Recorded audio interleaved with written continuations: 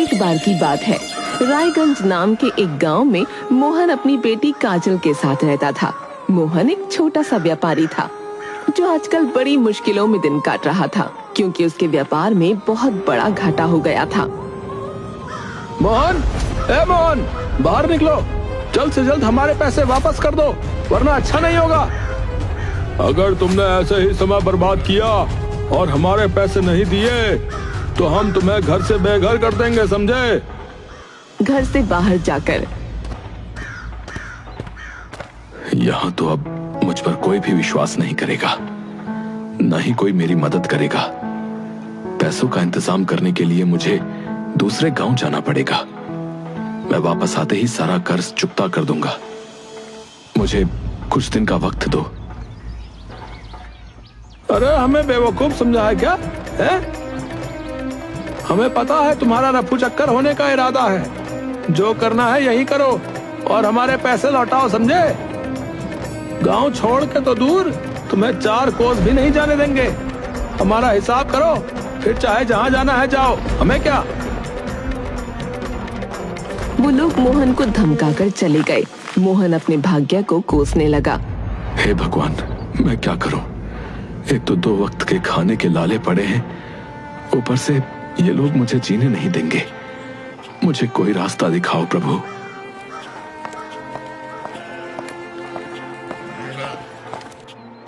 पिताजी, आप रोइए मत, मैं हूं ना।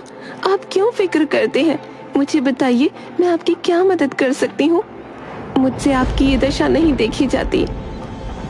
मैंने कभी नहीं सोचा था कि ये दिन भी आएगा, लेकिन ऊपर वाले ने ये दिन भी दिखा दिया। मुझे तो ये लोग इस गांव से बाहर जाने नहीं देंगे, तो अब तुझे ही जाना पड़ेगा बेटी। मुझे जाना पड़ेगा? पर कहाँ पिताजी? उत्तर दिशा में एक गांव पड़ता है जिसका नाम वीरपुर है। ये नाम उस गांव के सबसे अमीर व्यक्ति वीर प्रताप के नाम पर है। तुझे उन्हीं के पास जाना है। वो हमारे दूर के रिश्तेदार हैं। तो वो हमें पैसा दे देंगे? नहीं, ऐसे पैसे तो नहीं देंगे। तुझे कमा कर लाना पड़ेगा। तुझे उनके घर काम करना पड़ेगा। लेकिन काम करके पैसा कमाने में तो बहुत समय लग जाएगा। हाँ, मैं जानता हूं ये बात, पर तुझे पैसा सिर्फ काम करके नहीं कमाना है। तुझे उनका दिल जीतना है। वो ऐसे व्यक्ति हैं कि जिसने उनका दिल जीत लिया, वो इनाम में उसे भरपूर पैसा दे देते हैं। तो तेरा असल कार्य ये है कि तुझे काम के बहाने उनका दिल जीतना है, जिससे वो तुझे बहुत सारा धन दे दें, ताकि हमारा व्यापार दोबारा खड़ा हो सके और हम अपना कर्जा चुका सकें। ठीक है पिताजी, मैं आपकी बात पूरी तरह समझ गई। मैं अभी तैयार होकर निकल जाती हूँ। काजल फटाफट जाने की तैयारी करती है और अपने पिता को अलविदा कहकर घर से निकलने लगती है। ठीक है पिताजी, मैं जा रही हूँ। आप अपना ख्याल रखिएगा। मैं जल्दी ही वापस आऊंगी। ठीक है बेटी, लेकिन जाने से पहले मेरी एक और बात सुन लो। जी पिताजी, बताइए। रास्ते में एक जंगल में तुझे एक कुटिया दिखेगी। वहां एक बूढ़ी साध्वी रहती हैं। उनसे अवश्य मिल लेना और वो जो कुछ कहें उसे गौर से सुनना, क्योंकि उनके शब्द तुझे तेरा लक्ष्य पाने में मदद करेंगे। ठीक है पिताजी, मैं उनसे मिल लूंगी। अब मैं जाती हूँ और बहुत जल्द लौट कर आती हूँ। काजल वीरपुर के लिए निकल पड़ती है। रास्ते में घना जंगल आता है।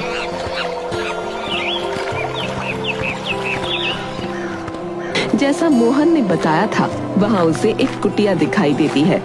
कुटिया से धुएं का गुबार उठ रहा था और अंदर से मंत्रोच्चार की आवाजें आ रही थीं। पिताजी ने शायद यहीं आने को कहा था। वो बूढ़ी साध्वी यहीं होनी चाहिए। अंदर जाकर देखती हूँ। मुझे अंदर जाना चाहिए। काजल कुटिया के दरवाजे पर दस्तक देती है और कहती है, कोई है? आओ बेटी, भीतर आ जाओ। तुमसे ही मिलने की प्रतीक्षा थी मुझे। काजल कुटिया के अंदर जाती है। वहाँ एक बूढ़ी साध्वी बैठी थी। उनकी आंखों में गहरा तेज था। माताजी प्रणाम, मैं रायगंज से आई हूँ। मुझे आशीर्वाद दीजिए कि मेरा कार्य सफल हो। आशीर्वाद तो दूंगी, बड़ी जल्दी में हो बेटी, तनिक धैर्य करो। बिना संयम और अध्ययन के कार्य सफल नहीं होते। जहाँ से कोई सीख मिले सीख लेनी चाहिए। तुम्हें कुछ सीखने की आवश्यकता है। तुम्हारे पास कोई सिक्का है? सिक्का? हाँ है तो, पर क्यों? मुझे एक सिक्का दो, मैं तुम्हें एक महत्वपूर्ण बात बताऊंगी।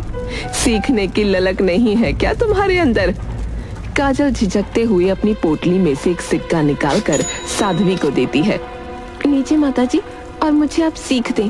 ध्यान रखना, कभी बेईमानी मत करना। सच्चाई का रास्ता कठिन हो सकता है, पर अंत में यही जीतता है। ये तो मुझे पहले से पता था। और कुछ? हाँ, अगर और जानना चाहती हो तो एक और सिक्का दो। काजल को इस सिक्के वाला खेल समझ नहीं आता, पर वो एक और सिक्का देती है। प्यार करना, लेकिन शादी से पहले ऐसा कुछ मत करना जिससे तुम्हारे आंचल पर कलंक लगे। माताजी, आप बहुत विचित्र बातें कर रही हैं। मैं भला ऐसा कुछ क्यों करूंगी? और जानना है? अब तीसरा सिक्का क्यों ना दे दूं, शायद कुछ काम की बात हो। लीजिए। जिसे मदद की जरूरत हो उसकी मदद जरूर करना, यही मानवता का धर्म है। 3 सिक्के खर्च हो गए। साध्वी होते हुए भी ये सिक्के क्यों ले रही है? माताजी, अब मैं चलती हूँ। जाओ बेटी, अपने रास्ते पर सदा सच्चाई और अच्छाई का पालन करना। काजल कुटिया से निकलकर वीरपुर पहुंचती है। वहां वीर प्रताप की हवेली पर दस्तक देती है। कौन हो तुम और यहाँ क्या काम है? मैं रायगंज की मोहन की बेटी काजल हूँ। वीर प्रताप जी उन्हें जानते हैं। नौकर काजल को अंदर बुलाता है और काजल वीर प्रताप के सामने खड़े होकर अपना परिचय देती है और कहती है, पिताजी ने बताया कि आप हमारे रिश्तेदार हैं, इसलिए मैं काम की तलाश में चली आई। अच्छा, ठीक है। रायगंज के मोहन की बेटी हो। ठीक है, तुम्हें रसोई में काम करना होगा। जाकर तारा से मिल लो। काजल रसोई में पहुंचती है, जहां कई नौकर चाकर काम में लगे थे। अरे नई लड़की आई है, तुम्हारा नाम क्या है? काजल, और आपका? मैं तारा हूँ और ये परी है। हाँ, और आज का दिन तुम्हारे लिए निरीक्षण का है। बस देखो कि काम कैसे होता है। ज्यादा इधर उधर ध्यान न देना, बस अपने काम से काम रखना, समझी? ठीक है, समझ गई। काजल देखती है कि वो लोग बेईमानी कर रहे हैं। अच्छे अनाज में खराब अनाज मिलाकर रखते हैं और बचा हुआ अनाज खुद के लिए छुपा लेते हैं। ये सब गलत है। मालिक को पता चलेगा तो क्या होगा? और ऐसा करने से मालिक की तबीयत भी खराब हो सकती है। ज्यादा समझदार बनने की कोशिश मत करो। हमें 15 साल हो गए हैं, मालिक को आज तक कुछ ना हुआ। थोड़ी बहुत चोरी से किसी का क्या ही बिगड़ता है। काजल को साध्वी की बात याद आ जाती है। कभी बेईमानी मत करना। उन साध्वी ने सही कहा था, मैं कभी बेईमानी नहीं करूंगी। अगले दिन काजल पूरी ईमानदारी से काम करती है। खाना इतना स्वादिष्ट बनता है कि वीर प्रताप चौंक जाते हैं।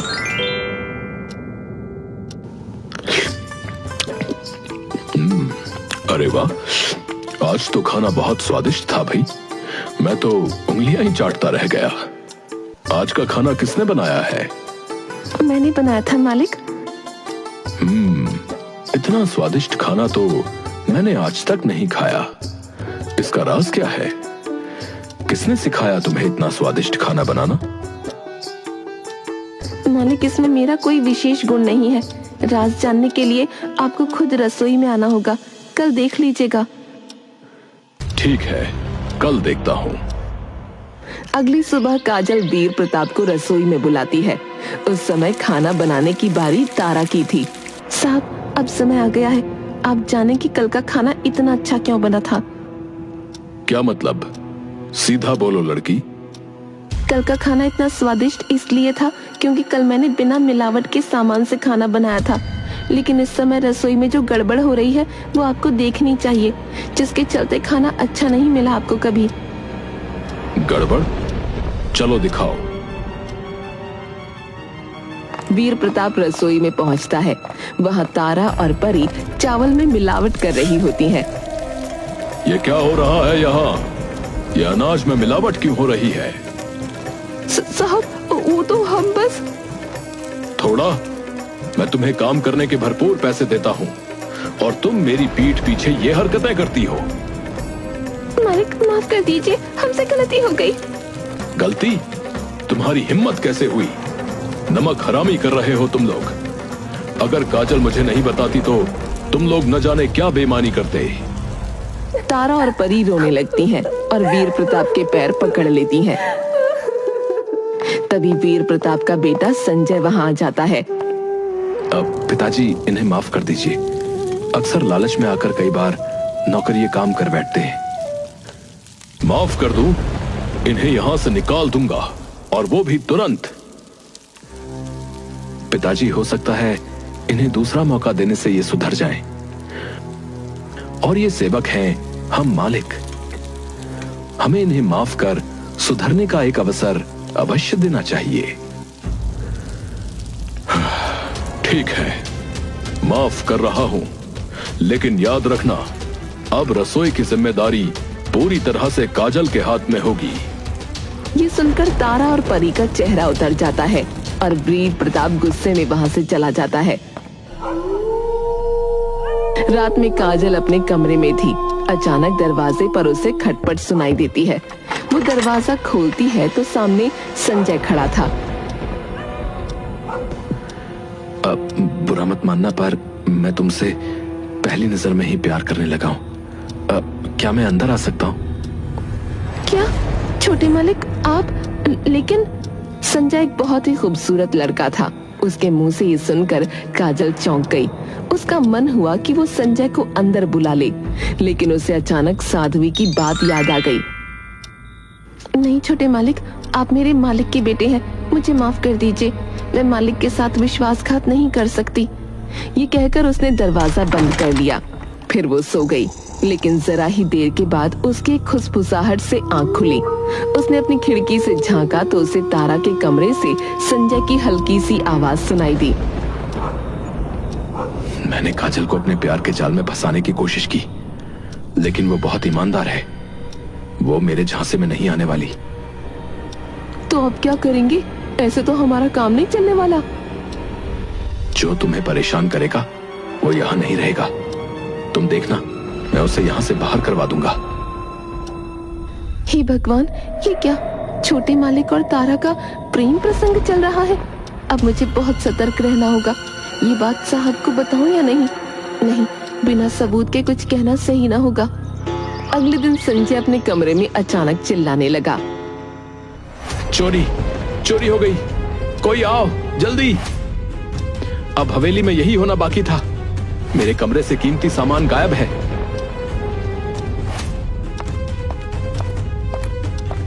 क्या?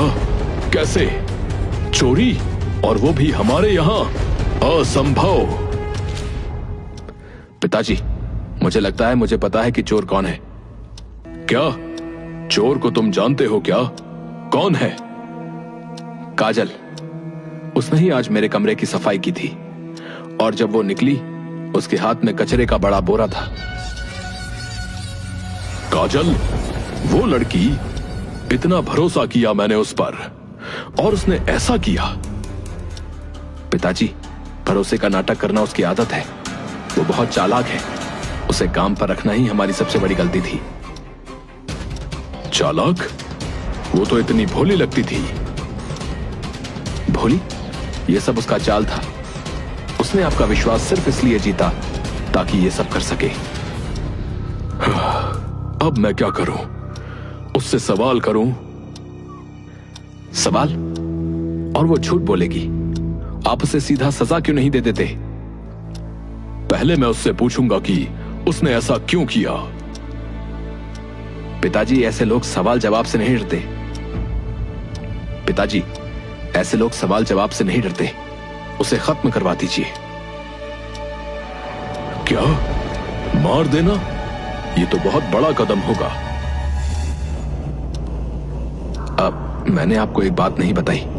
दरअसल उसने मुझे एक दिन धमकी भी दी थी कि वो मुझ पर जब चाहे दुष्कर्म का इल्जाम लगाकर ये हवेली हड़प सकती है।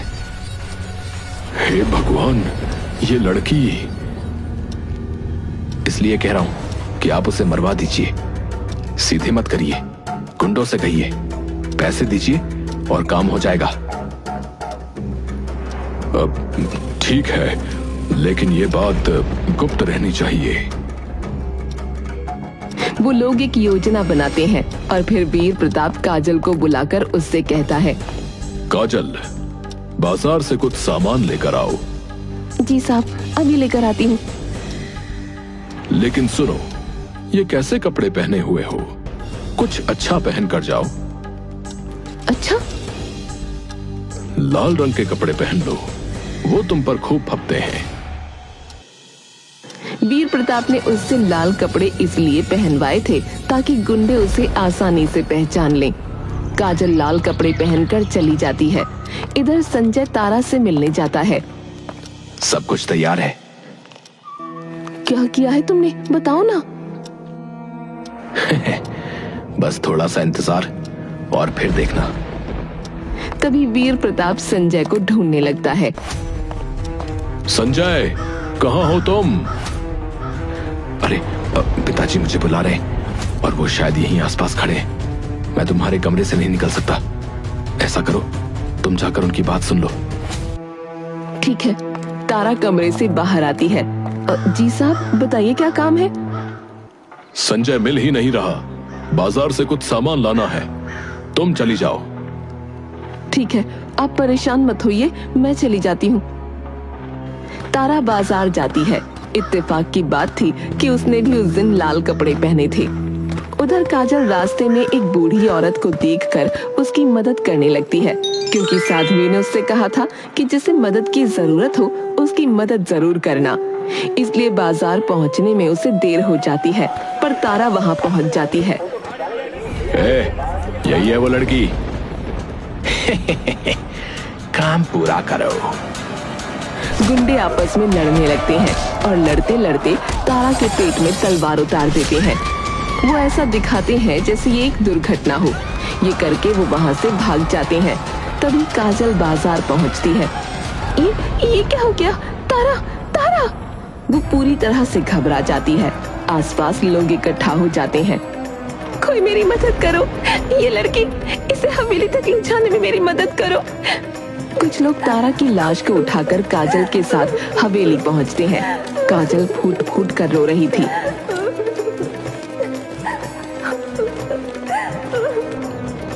ये कौन रो रहा है? तारा है क्या? हाँ पिताजी, शायद वही है। काम पूरा हो गया, चलिए बाहर चलें। दोनों बाहर आते हैं और काजल को जिंदा और तारा की लाश देखकर हैरान रह जाते हैं। काजल, तुम? तारा, ये मेरी गलती है, मेरी गलती। शांत हो जाओ संजय, ये क्या बोल रहे हो? पिताजी, मेरा और तारा का प्रेम प्रसंग चल रहा था, लेकिन काजल ने आकर तारा की बेइज्जती कर दी थी। मैंने? हाँ, तुमने। इसीलिए मैंने और तारा ने तुम्हें हवेली से निकालने की सोची। तारा तुम्हें सिर्फ हवेली से निकालना चाहती थी, लेकिन मैंने तुम्हें मारने की चाल चली, पर यह चाल उल्टी पड़ गई। तारा ही मारी गई।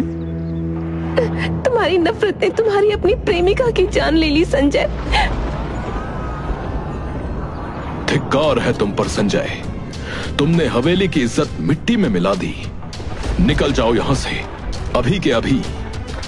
संजय रोता हुआ हवेली छोड़कर चला जाता है। काजल, तुमने हमेशा अच्छा ही सोचा और किया। मुझे माफ कर दो, मैंने तुम्हें गलत समझा। अब तुम यहां से चली जाओ। तुम्हें मैं इतनी दौलत देता हूं कि तुम आराम से अपना जीवन जी सको। वीर प्रताप काजल को पैसे थमाता है। काजल पैसे लेकर चली जाती है। काजल चलते चलते साध्वी की कुटिया पर पहुंचती है।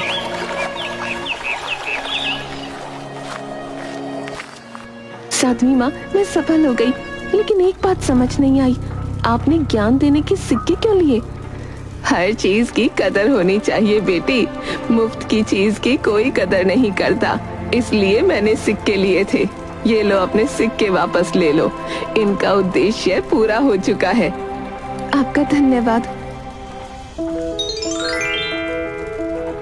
फिर काजल अपने गांव लौटती है।